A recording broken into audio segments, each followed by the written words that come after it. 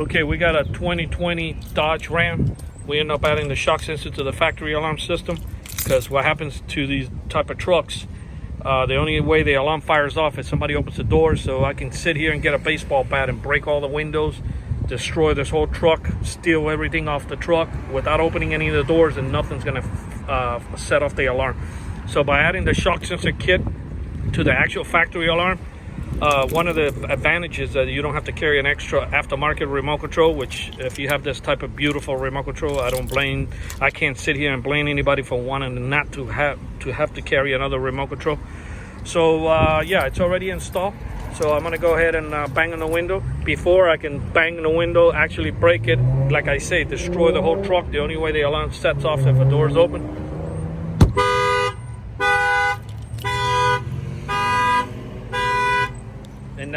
And then you can just hit unlock to turn it off. You can rearm it.